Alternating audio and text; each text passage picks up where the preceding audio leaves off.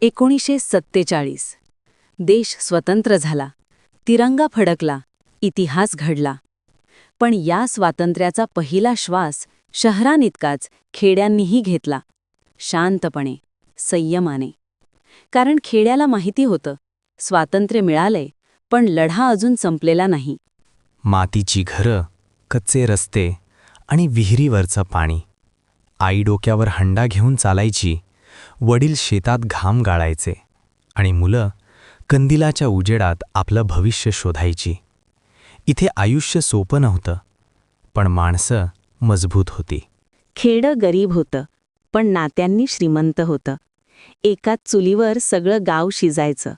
सुख आलं तर सगळ्यांचं, दुःख आलं तर सगळ्यांचं.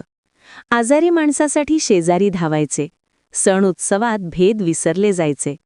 खेडं म्हणजे माणुसकीची शाळा होती. माझं मूल शिकेल आणि खेडं पुढे नेईल, तोच खरा बदलाचा क्षण होता. आजचं खेडं वेगळंय.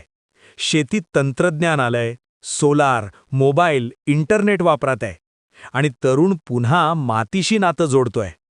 खेडं आता मागे नाही, ते स्वतःची ओळख तयार करतंय. स्वातंत्र्यानंतरचा खेड्याचा प्रवास हा फक्त विकासाचा नाही, तो संघर्षातून स्वाभिमानाकडे जाणारा प्रवास आहे. कारण देशाचं भवितव्य शहरात दिसत असलं तरी देशाचा आत्मा आजही खेड्यातच वसलेला आहे. आणि म्हणूनच खेडं वाचलं तरच देश टिकेल.